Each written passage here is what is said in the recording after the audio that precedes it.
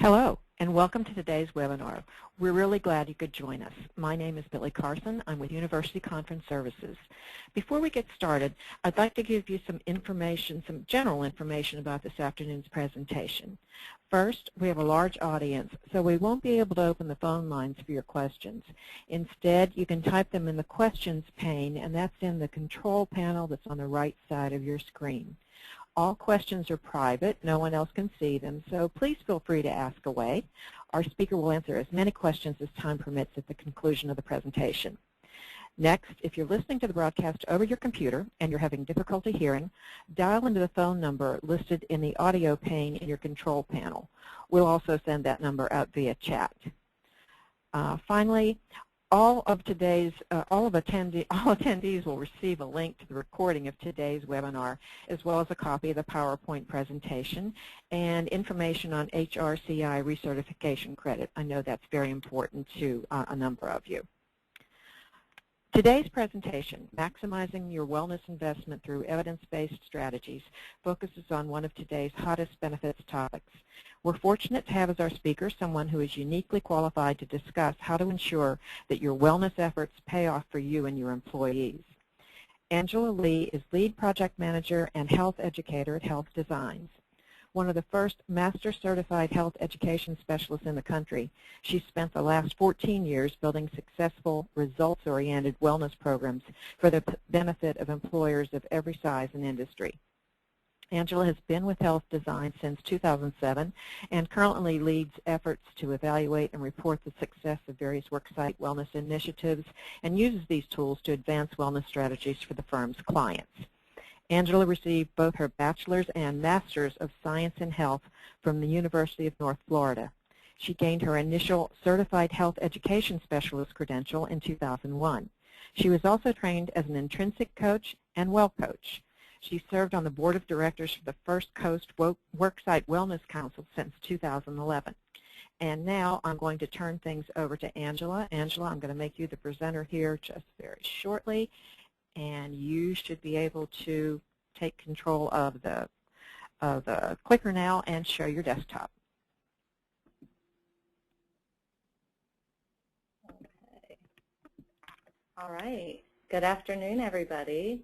And thank you so much, Billy, for the introduction. And I definitely have to say that in my years of experience, this industry has definitely shown that it's constantly changing, as I'm sure many other industries are as well. But we're seeing lots of change all the time, and so it's great to have opportunities like this to share what we're learning and how we can, continue to make progress following the best practices that we know of now. All right, so we are going to go through these slides today together. The goal is to focus on evidence-based strategies for worksite wellness initiatives, but first we're going to review some of the reasons why wellness can be considered a strategic imperative for companies, economically and financially, as well as for productivity and because it's simply the right thing to do. So this is the outline of what we'll be reviewing today. So starting first with what is worksite wellness? Well, I'm sure that there are many definitions that many of you have come across before, but ultimately it comes down to supporting the well-being of people, reducing risks in a population, and then benefiting an organization's productivity and bottom line. That's really what this means to me. So we just want to kind of start with that to set the tone. And this is really not just important in our own country. Worksite wellness doesn't just happen in the U.S. The World Economic Forum, which is an independent international organization that engages businesses and political leaders, created a Workplace Wellness Alliance. And their recent study reminds us of the human impact of the work that we're doing. Because it's very easy sometimes for us to get into the details and sometimes forget why we do what we do. And remember, that's for people and for health. When 80% of the leading killers, and you can see in that box, 80% of the leading killers and nearly 40% of cancers can be prevented. And then we have a captive audience right in the workplace. So it just makes sense that we consider cost-effective interventions right here at the work site. A lot of you, I'm sure, have seen this kind of information that we're kind of starting off with, but I believe it's helpful to just step back sometimes and review it and really set the tone for what we're going to be talking about moving forward. And there's some new information out, too, that we want to be sure to share. On this slide, you can see lots of different sources on this one slide, and basically it reinforces the fact that everybody's talking about wellness. Messages around the importance of worksite wellness are coming from lots of different places and organizations.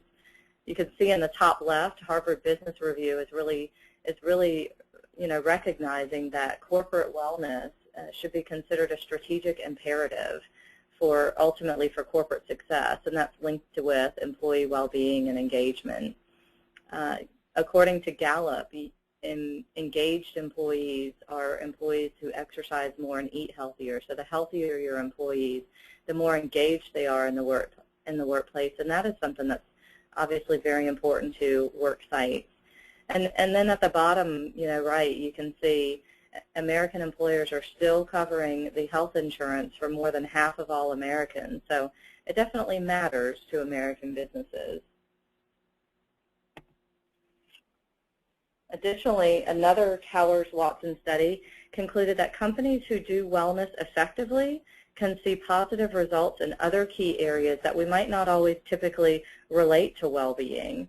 And this information can be very enlightening for your CEO or CFO as they're trying to make decisions on whether or how much to invest in wellness. You can see here 11% higher revenue per employee and 28% higher shareholder returns found in this particular study. And then here's additional support. On the left side, you'll see findings that were pulled directly from Healthy Workforce 2010, which is a study that was conducted by the U.S. Chamber of Commerce, obviously very interested in what works for businesses, and then the Partnership for Prevention. And this highlighted 56 studies, results from 56 studies, and you can see 27% reduction on average in absenteeism, 26% reduction in healthcare costs, 32% reduction in workers' comp and disability claims, for ultimately close to a 6-to-1 ROI. And studies are continuing within our industry, and there are some mixed results, often linked with whether companies are following best practices in the implementation of their programs. There is agreement on the fact that wellness initiatives can have a positive impact, especially when companies are using best practices, but it's very difficult for companies to truly nail down the actual cost benefit or ROI of their own employee wellness initiatives a lot of times.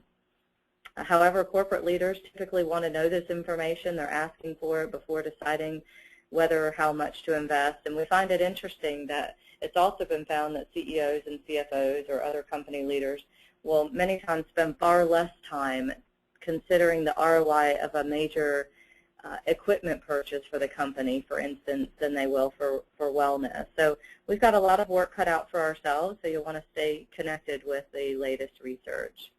And then I love the quote on the right, which really is the driving force behind why I personally am so passionate about this field of worksite wellness, because employed adults really are the backbone of this country.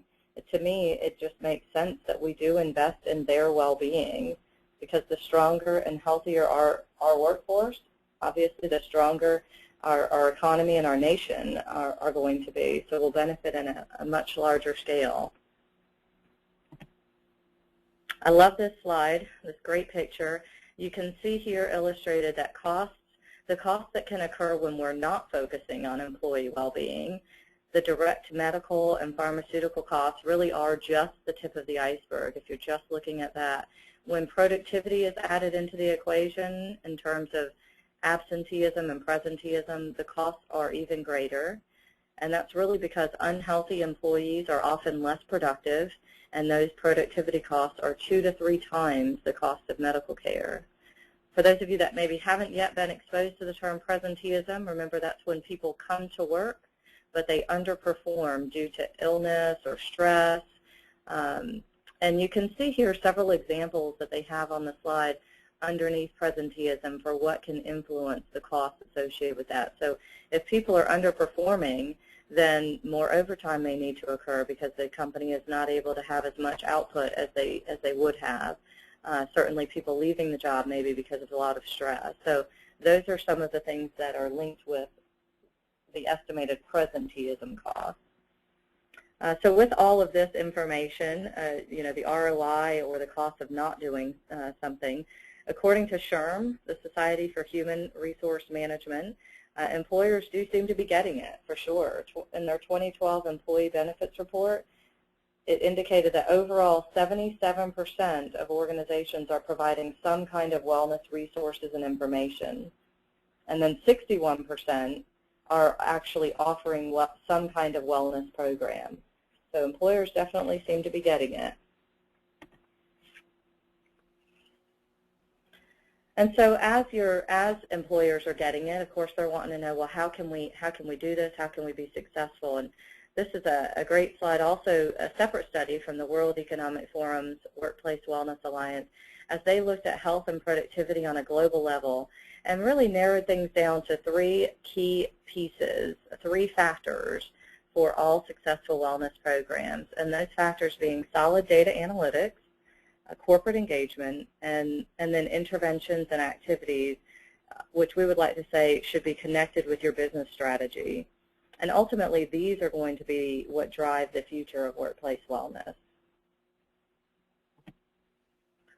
So now that we've just had a brief review of this newer research and information, it's evident that the case keeps building in support for worksite wellness. So you might wonder, and your leadership may be asking you, where do we start? How do you maximize your investment? And could it really be this simple? And we do want to say that wellness programs don't have to be overwhelming. And with the right elements in place and the right partners, you can take big strides through small steps and start to really move the needle for your company. So that's what we're going to get into now. Our own team, after sifting through the research and considering our years of client experiences, has really narrowed it down to those same 3 key elements, ultimately, that we saw earlier from that World Economic Forum. Having really corporate engagement and leadership commitment is a big part of that, a business strategy, and then results-oriented interventions, which you'll ultimately track by performing analytics. And so we're going to review each of those now, starting with corporate engagement. Over and over again, the concept of leadership commitment has been reinforced as an integral part in achieving the greatest impact with your investment. We really believe the company and the leadership must see employee health as an investment and be willing to allocate the resources if you're really wanting those results.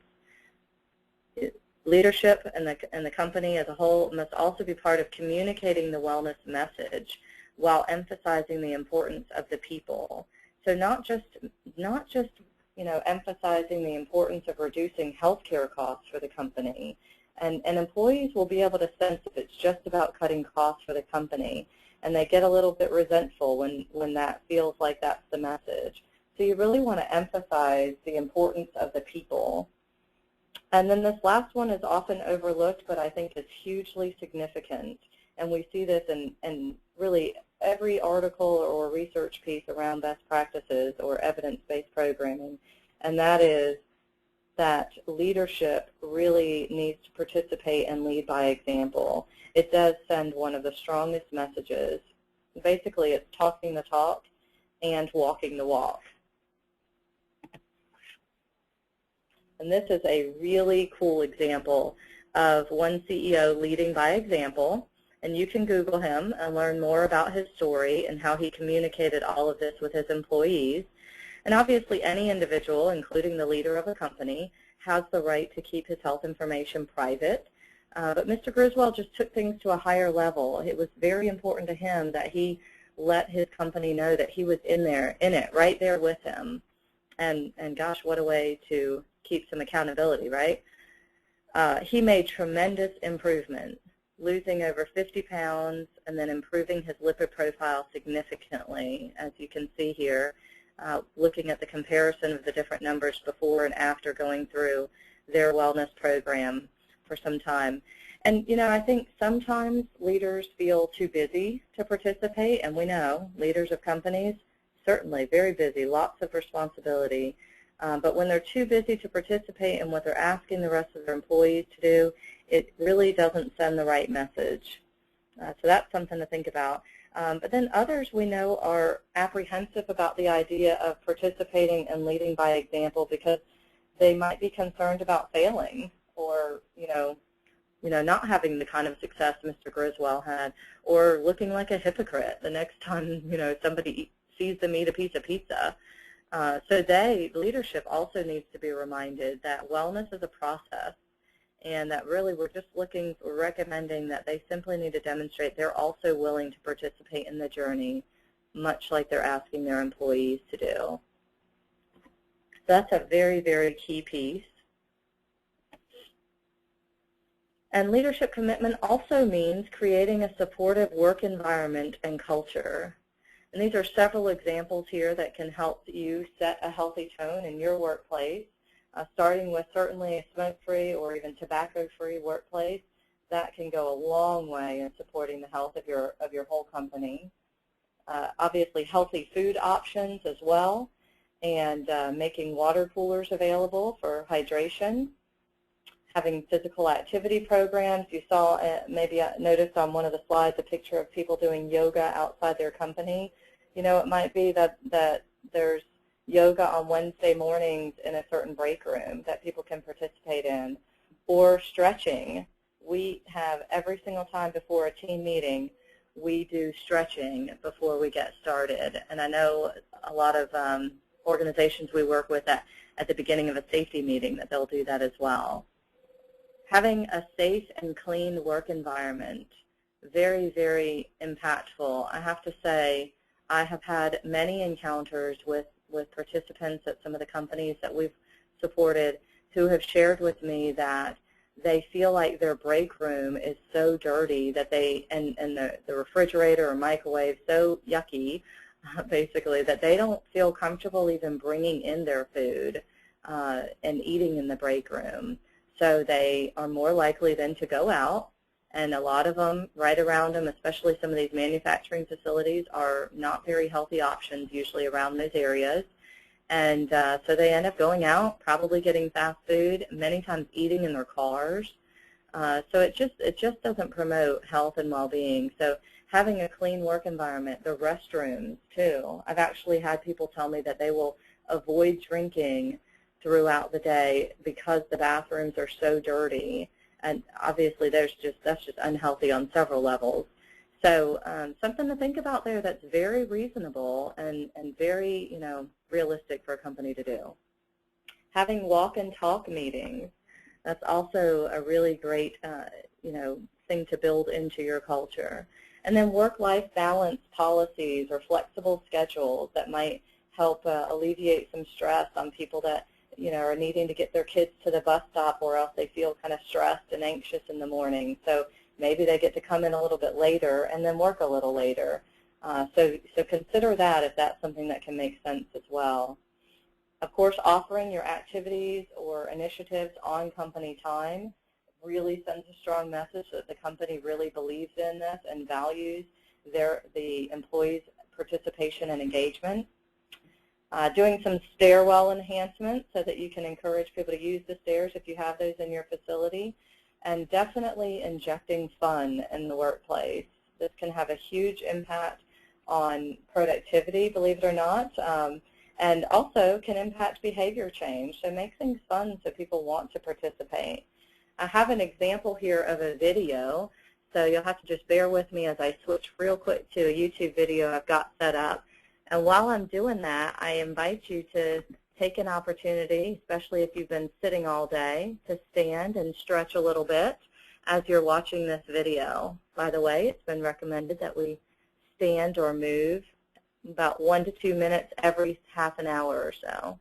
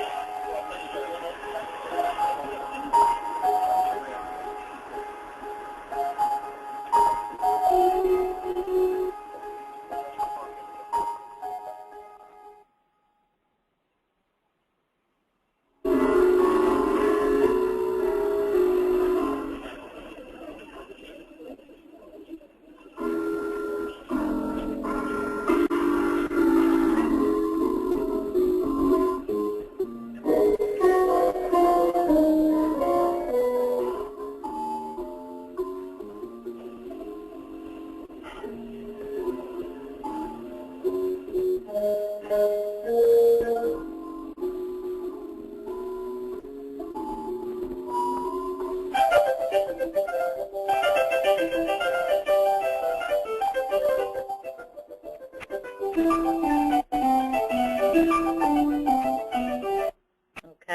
so now we may not all be able to turn our stairwells into pianos, but I thought that that was a great example of showing how when we make things fun, we really can influence people's behavior. And so you can think of realistic ways to do that in your organization.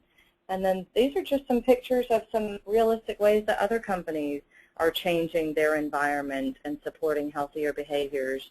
On the left, you can see a woman who is at a treadmill workstation. And by the way, these move very, very slow. But the intention behind this is particularly for employees who would be sitting at a desk for hours on end, that they get opportunities to sign up to take a section of their shift at this workstation so that they're moving, just slight movement, you know, getting their blood flowing a little bit. And then ping pong tables. I think it's so cool when I see these in a break room or at a company's office. And then healthy vending. That is becoming more and more widely available. So companies can start to have these healthier options right there in their break rooms for employees to choose from rather than the traditional unhealthy options. And there's even a company in Atlanta that we support that has a slide that goes from one floor to the next as a fun way to, you know, to spruce up their day. And I personally have gone down the thing, and you do get downstairs faster, by the way, than if you were to take the elevator. The thing moves fast. I love this story. This is one of someone that I was actually coaching at a work site in the Midwest. And as we reviewed how much improvement he had made in his biometric results, I asked what he had done to make such an improvement, and he excitedly shared how he didn't drink Mountain Dew anymore, or any soda for that matter. And I love how he shared that he was angry at first when they took the machines out, but then later came to appreciate it. And then what he didn't end up writing down, but he did share with me later as he was leaving, was that he was actually worried they might put the machines back in one day. And he knew that not having them there had made it so much easier for him to make a healthy choice. So the truth is that it is very difficult for most of us to maintain a behavior change out of sheer willpower. And the more support we can put in place, the more successful we can be. So a healthier environment and a healthy culture can go a much further distance than many realize. And this is just one way the company supported healthier hydration. And by the way, they put water coolers throughout their manufacturing facility so that guys could easily refill their cups throughout the day. And then I love that more effort than ever seems to be being put on culture. As an organization who is called in to work with companies that are looking to improve the health of their employees, we can tell when those companies are sometimes relying on pretty much all the change to come from our efforts, and then the difference in those companies who are looking for really developing a partnership and understanding that they also play a key role in the success of their initiative. And these are several ways to reinforce health throughout your culture. Certainly modeling, and I gave some information around how definitely we want the leadership to participate and model, but also through several of the next points. Consider rewarding or recognizing healthy behaviors, healthy participation, healthy milestones, even just identifying healthy achievers and asking if they are willing to share a little of their story to inspire others.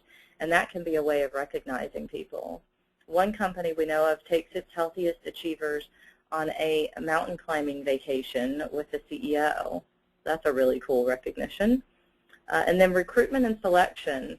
In the interview, consider sharing with prospective employees that wellness is part of the culture of your company, and that not only do the employees perceive it as a benefit, but they understand the part that they play in keeping the company successful with this.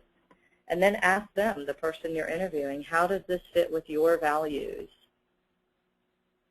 And let that resonate a little bit for them. Let them think about that. This can be particularly helpful now because we're starting to see a little increase in smoking nationwide among young adults again. So as many companies are putting incentives around tobacco use, or not using tobacco, I should say, that could be a key question to ask in an interview. And then upon hiring, ensure that new employees are exposed to the wellness initiatives right from the beginning. Also incorporate health into traditions and celebrations. One of the things that we do at our own company is to celebrate birthdays with froyo parties. We, and it's a big hit, and we thank people for having a birthday, but basically fresh fruit and frozen yogurt. So something like that can be really great. And then we have when a certain success happens in our office, we actually play a song and everybody stops and takes a dance break. That may not work for your culture and your facility, but you know, basically goes back to injecting fun and then adding, you know, fun and positivity or health into your traditions. And then these last three areas are key points as well. Keep employees in the loop about progress that's being made with your program or changes that are going to be happening to the program or in your culture or environment. Develop relationships with your people. Get to know them on a personal level and encourage that among supervisors and team leads. We spend so many hours at work, so it's helpful for a supervisor to know when maybe one of their direct reports is dealing with you know, the stress of the new role of taking care of their elderly parents, or that they're, you know, struggling a little bit emotionally because their first child is going away to college that week. So those are things, you know, you want to know about your people. And then encourage friendships in the workplace. There's definitely information I know I've come across in Gallup's well-being book about how friendships can really support health, well-being, and engagement at work. And of course, demonstrate a commitment by committing the resources, the finances, time, space. Those are key. Okay, so after you've established that you have the corporate and leadership commitment, it's now time to take look at that next key point and establish a strategy. Companies do strategic planning for business goals all the time. And as mentioned earlier, wellness definitely can be considered a strategic imperative. And initiatives will be most successful when organizations do take the time to strategize. Companies who set goals, and especially those who communicate them to their population, achieve greater results and higher engagement. For instance, communicating to employees that maybe last year you achieved 50% participation in a certain activity or in your health assessment, and your goal this year is to achieve 60%, can encourage greater participation. So communicate that, what those goals are. Incentives, of course. Incentive plans are truly being built into the structure of many wellness programs and really do need to be thought through strategically over much time and with much counsel, especially as regulations are changing regarding the opportunities and limitations around incentives. And establish a team or a committee of wellness advocates. Do not just leave wellness up to the HR and benefits or safety staff. A cross-section of your population can be the most effective for this team or advocates, and that can spur creative thinking while also sharing the workload.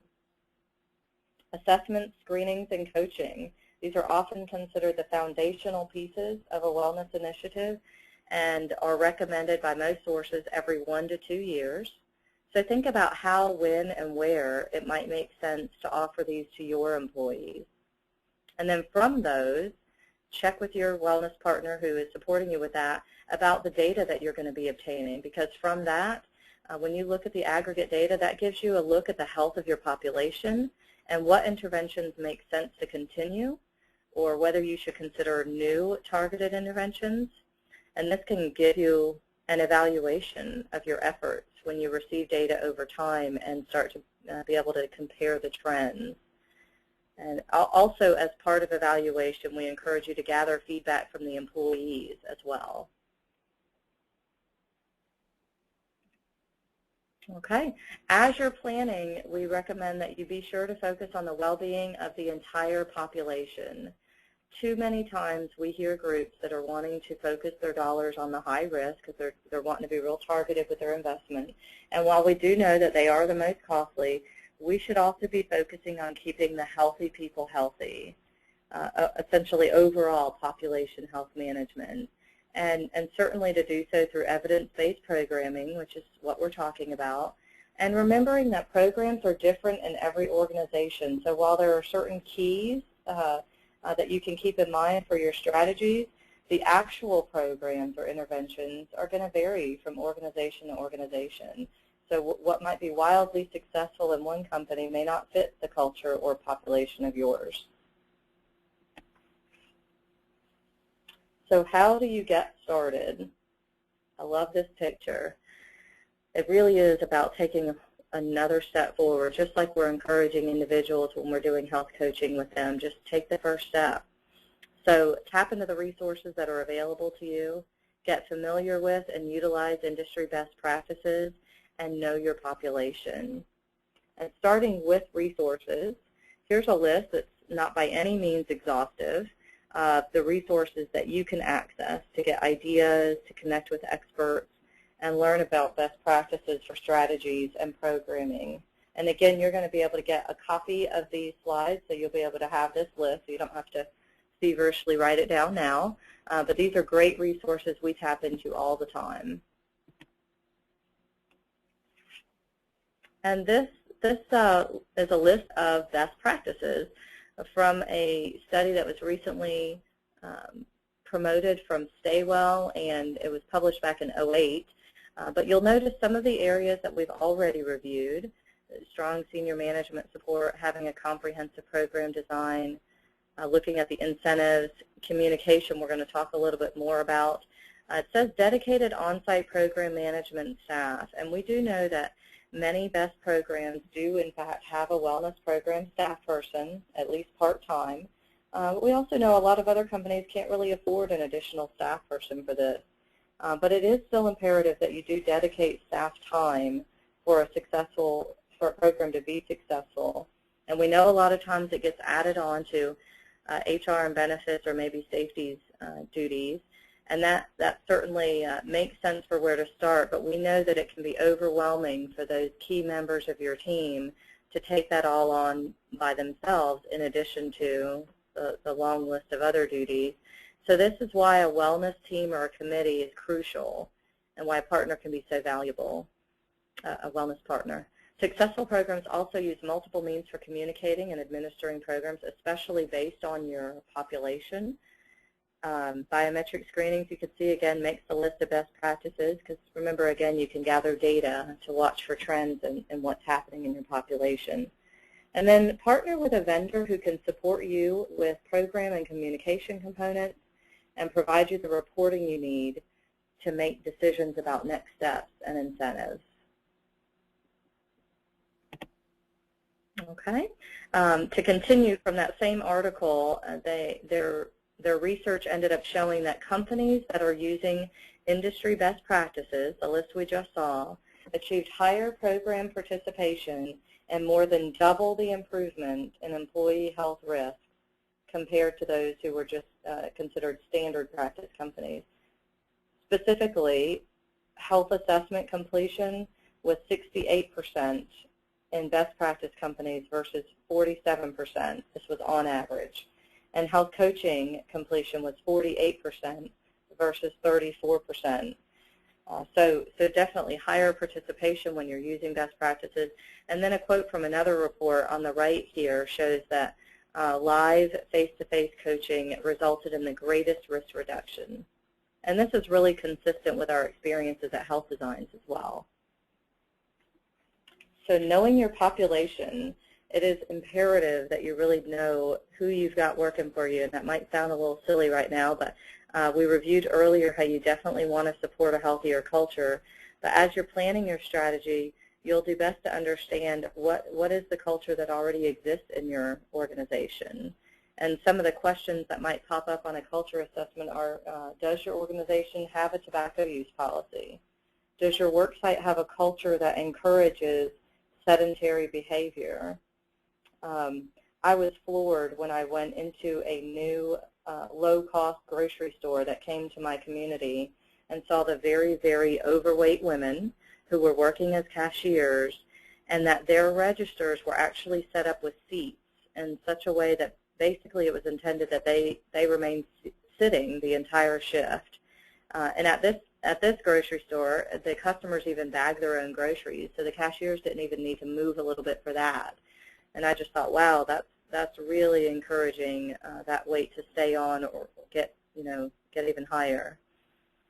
And then it can be very eye-opening to do a needs and wants survey as well. Let them share with you what they'd like to see happen, and of course follow up on the results from that in the ways that you can. WellCOA, by the way, the Wellness Council of America, does have a free one available, so you could start there.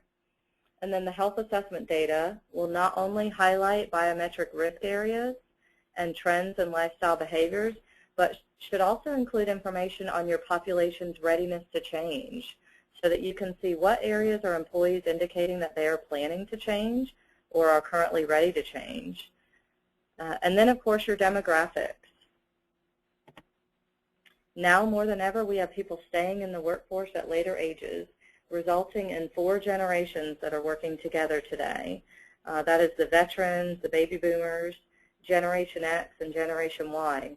So reaching and engaging and inspiring them will definitely take different approaches. You really want to know your population. And that will certainly impact how you communicate as well.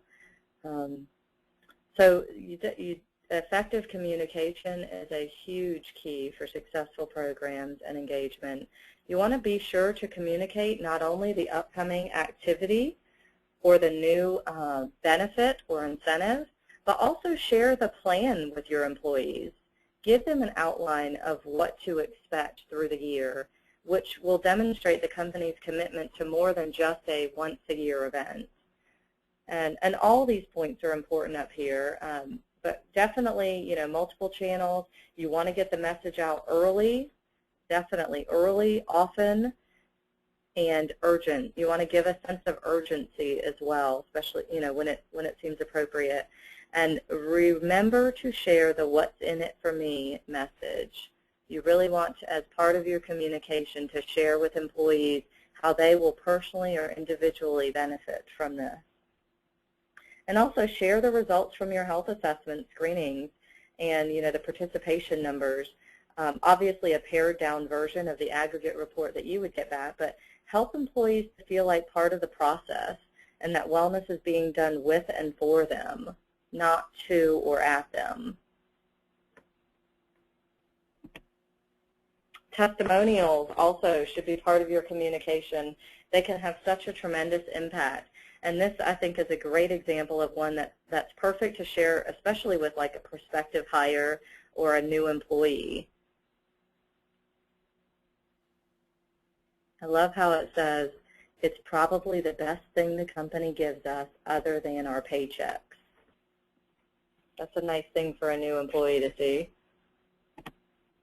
And then here's another example of one I remember firsthand. This gentleman not only shared his testimonial with us, but he also spoke out during a team meeting. And he was encouraging everyone to establish a relationship with a doctor and be sure that they were getting the screenings recommended for their age, in addition to also participating in the on-site wellness screenings that were available right at their work site. And I am happy to say that he is doing well today, and he actually looks for me each year when I return, so he can share the latest update on his improved health. So really cool story there. All right, and now incentives. Huge, huge topic, but remember, just a part of your wellness program. But they continue to be an integral part of most of the effective wellness programs. According to that same SHRM report that I brought up earlier, 35% of organizations offered rewards or bonuses for completing certain health and wellness activities, and this is only expected to increase. Incentivizing participation, of course, is the least regulated aspect of the recently adopted regulations that many of you, I'm sure, have or are getting familiar with now. It does become trickier when incentives are based on outcomes, such as tobacco use or BMI. So you'll want to review those regulations pretty closely. But as you look at this list, certainly lower premiums are something we're seeing a lot. Copay reductions, contributions to health savings accounts or flexible spending accounts, A richer health plan, we have a company that we work with that has a gold, silver, or bronze plan that their employees can end up qualifying for. Of course, cash, gift cards, which, by the way, can have some tax ramifications, so keep that in mind. Paid time off, very popular. And then some of the other things, food, drawings. We had one company, by the way, that would hand employees a crisp, brand new $10 bill as they walked out, and they had extremely high participation. So anyway, think about what you can do and what will work for your organization. But do remember that your program is not an incentive program. It's a wellness program. It just becomes richer and encourages higher participation and change, certainly when incentives are included. But I do like to remind organizations of that it really shouldn't be an incentive program, but a wellness program that happens to have some incentives involved. And then these are several of the topic areas that activities and wellness programs are often based on. In addition to educational workshops or awareness campaigns for any of these areas, there are other steps you can take to motivate behavior changes in each of these areas, sometimes at minimal or no cost. As you look through this list, you can see this physical activity, which, by the way, seeing those words reminds me this is a good time for those of you sitting behind your computer for a while now to maybe take an opportunity to just stretch your shoulders and your neck a little bit. And then healthy nutrition, healthy weight, tobacco cessation. I love the one at the bottom. That's becoming a very popular topic among our clients right now, and that is energy balance, where we really incorporate several of these aspects. So that's been a fun topic to work with. Okay, so now on to that third and last key. After gaining leadership commitment and developing a strategy, a key aspect, which is something you would have thought through in developing your strategy, is to maintain a results-oriented approach. And much of this information can come from your health assessment and screening data, looking at what % participated, tracking the changes in behavior, looking at the risks, the biometric risks and how those are improving. And then there's other aspects, too, that you can work with your carrier or your TPA to look at cost containment in terms of what's happening with our claims changes, our premiums. Also, employee satisfaction. We encourage you to track and report on the employee feedback as well and act on it on the ways that you can. For instance, you may have a really, a great incentive that encourages high participation, and it's your first year, and you got really great participation, and you also, out of due diligence and planning well, did an employee survey or a participation survey at the end. And that survey may have shown you that employees overall liked it, but you may see repeatedly in some of those that some comments are made around the fact that it was in the break room at the same time that other people were taking breaks, and so it just felt kind of congested and lacked a little bit of privacy, a little distracting. And so you may see that on enough of them that you realize, I wonder if there's something we can do about this. You start to brainstorm with your team and realize that maybe next time and ahead of time you can schedule for it to maybe be in the training room, for instance, a quieter setting. And as you make that decision, or maybe leading into that the next time, the next year that you're going to be hosting that event, share with them that, based on feedback from last year's event, we've decided to move the health assessment and screenings to the training room for a quieter setting for all of you. We thank you for your feedback, and we look forward to high participation again. Something that simple can really show employees that you're listening to them and that you're making the realistic improvements that you can. Obviously, you're not going to be able to address every single feedback, recommendation that they give, but follow up on the ones that you can and let them know that you're listening. Because participation is absolutely key. If you don't reach them, then you miss out on the opportunity to engage and educate them and inspire them for behavior change. A good goal is to get at least half, but ideally, eventually, you want 80% or more participation. And we recently had one client achieve 94% participation in their health assessment and screening. It's the highest we've ever seen. So that's definitely something that you want to aim for eventually. When you're using a health assessment, generally individuals, the participants themselves get an individual report that reflects their current behavioral and biometric risks. And then from that, the company can get an aggregate report showing the risk stratification and breaking down the population into low, moderate, and high risk. And on this slide, we have an example of that. Risk stratification is definitely becoming a key measure. And according to D. Eddington and the University of Michigan's research, a major focus was put on risk stratification and showed that 0 to 2 risk is low risk and considered, and as you saw in the previous slide, at lower cost, 3 to 4 being moderate risk, and 5 or more being high risk. So a lot of you in your aggregate reporting will want to ask your wellness partner about getting this kind of data. You can see a really cool change here with this client that 0, if you add the 0 and the 1 to 2, they had in 2010 only 44% of their population at what's called low risk. We just break out 0, by the way, as optimal, so we like to see that separate. And then they had 11% at 5 or more high-risk factors. And then in 2012, that changed, with 73% being in the 0 and 1 to 2, and only 3% being at 5 or more risk. So this is really great data to be watching and tracking your progress. All right. In addition to population risk stratification, your analytics might also be able to include cohort comparisons. This one that we did for a company, they ended up sharing with us was one of the most meaningful pieces for them to start establishing some next steps for their groups.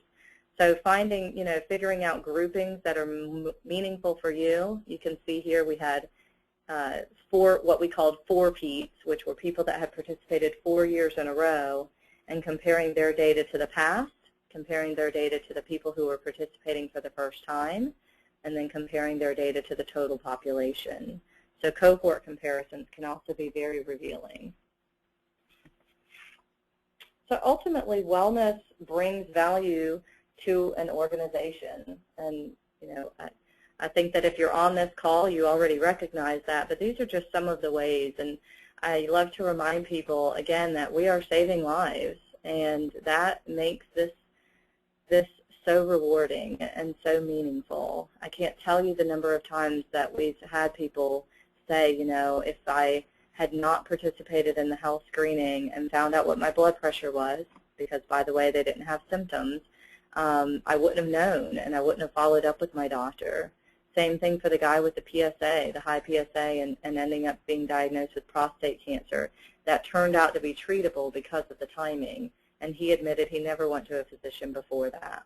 And then, of course, controlling healthcare costs, increasing productivity, but also enhancing morale at your workplace, being a socially responsible business, getting the good employees to come to your company. So in closing, the most effective initiatives are definitely in companies who embrace wellness as a core value. And also those who recognize that wellness, again, this is key we're regularly reminding people of this. Wellness is something you do with and for your employees, not to or at them. And while you have heard a lot of detail today, you've heard my voice for a while now, it is helpful to remember to take the approach of good, better, best. So I know you heard a lot of different things, and it can be a little overwhelming sometimes when you hear all these different ideas. But start, you're going to learn something new each year. So take that first step. Start with a good, solid, well-planned approach. Making sure that it's not so complicated that it creates a burden on your team or your employees. And then refine it based on the insight you've gained and make it better the next year. So take that approach. Definitely create a vision for what the wellness program is supporting and what it's all about. And remember that it is not just about return on investment, but also gaining a return on your people. So, of course, this is my question for you as we wrap up. And I'd like to ask if there's any questions. Thank you, Angela. And we do have a couple of questions. And just before we get started, I'd like to say thank you for reminding us to stand up. I was able to do that a few times. I felt like I was getting a little physical activity in here. We have a couple of questions. First of all, what are some of the biggest mistakes you've seen companies make with their wellness programs? That is a great question. I can give you several quick answers on that. One of them is definitely when companies are starting right out of the chute with an outcomes-based incentive program. Rather than, for instance, maybe incentivizing on participation, we have a lot of companies that have decided sometimes that they are just going to, they're going to incentivize, on BMI right from the start. And that we find can make employees very apprehensive when they're starting that way. Also, poor communication. We are constantly reminding employees how important it is, especially early. Sometimes they'll be trying to make some decisions and know that the plan year needs is coming up soon, and we really encourage people to make sure that they are communicating well in advance. And then I'd say also not aligning their message with their culture. So a lot of times, again, when they're putting this program out, they're telling employees that they need to participate or that they want them to participate, but they're not really doing things in the culture to support the message that they're trying to get across in the wellness program, which kind of makes the people feel like they don't really value them as people. And then I'd say the other thing is activities without strategies. We have a lot of companies who will decide they're going to put in a gym or going to do a walking program, but they haven't really strategized and thought through how that aligns with their entire initiative or the vision. Okay. We have another question here, sort of the opposite of that. What activities, if you wanted to get off to a quick start, what activities are most popular and successful? Well, I will say, and I don't know if others out there are considering this an activity, but I will say, again, the foundational pieces tend to be health screenings and health assessments so that you can gauge where your population is at in terms of risks, in terms of behaviors, and then in terms of readiness to change. Again, hopefully that's part of the assessment. And in that, you'll see what employees are indicating are the areas that they are ready to start to make some changes. But with that being said, that's what I would recommend. But from what I'm experiencing with my clients, after we do those pieces, we're starting to see a surge in programs around energy balance, doing workshop series, for instance, around energy balance. We're also seeing a focus on promoting more physical activity in the workplace with, like some of those examples I gave, stretching meetings, standing meetings. So starting to kind of shift the culture, because that can a lot of times happen without any cost, but can have an impact. Hopefully that was helpful. Yes, yeah. One other question. There's been reports in the literature recently that employers are moving more to the stick than the carrot for the incentives. Are you seeing that in your clients? Are they going more for the disincentives versus the incentives? I would say with our clients, the large majority are doing more the carrot approach. So that's good. We're happy to see that. However, I will say that in some of those companies though they're taking the carrot and the positive approach, the communication is happening late sometimes with those, or not very well, and so employees are kind of confused, and then it feels like a stick. It feels like they're kind of getting thrown into something. They don't understand all the details, and they feel like they have to participate or else they lose out. So even though it's a positive thing, like they might get a discount on their premiums, it feels sometimes like a stick because it just wasn't maybe communicated well or early enough. Okay, that gets back to your point about communication. Yes. We have another question. This one is on incentives. What type of incentives would be more effective? Well, I will say that we've certainly seen the highest participation with the premium discounts. Again, you do have to be really mindful with those, especially with the new wellness regulations, to make sure that you're looking through all the details on those.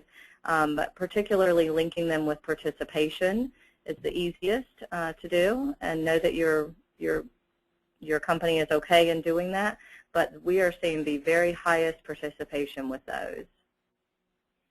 Okay, we have a real specific question here. What are some of the most effective programs for K-12 school districts? We have class supervision requirements, union contracts, elementary, middle, and high school environments. So what would you suggest for someone in that kind of environment? And I'm sorry, say the beginning of that again. Was that a program recommendation? Yes. What are some of the most effective programs for a school district where they have to deal with supervision requirements and union contracts, and they have a lot of rules to abide by, and then they're looking at elementary, middle, and high school environments? Right, Would yes. you approach that piecemeal, or? I know. We have worked with a lot of school districts, and I will say, first of all, get a wellness committee that can be a cross-section of those different departments you just, were mentioning, or those different areas. So certainly, first of all, getting a wellness committee involved in and really working to make the plan together. And yes, there may be different opportunities offered for different groups, depending on what the wellness committee decides. But we still find, again, health assessments and health screenings can help people become aware of what their risks are and get them educated, and of course, including health coaching can really support them in setting up next steps or goals for themselves. And then other programs that I've seen popular with that are pedometer programs, lunch and learn type series as well, kind of as next steps afterward. But we still see them doing a lot of times the health assessments, health screenings, and coaching. And then I would highly encourage that they have a committee to come up with the ideas for next steps based on the data they get back from that. Okay, those are great suggestions. And it looks like we have come to the end of our time. So I would like to thank you again, Angela, and thank you, audience, for joining us this afternoon. We hope to see many of you at an upcoming conference. Our next program is September the 15th through the 18th in Las Vegas. Just as a reminder, you will receive a copy of the presentation as well as a link to the recording and information on HRCI credits via email within the next day or two. Again, thanks for joining us this afternoon, and have a great day. Bye-bye.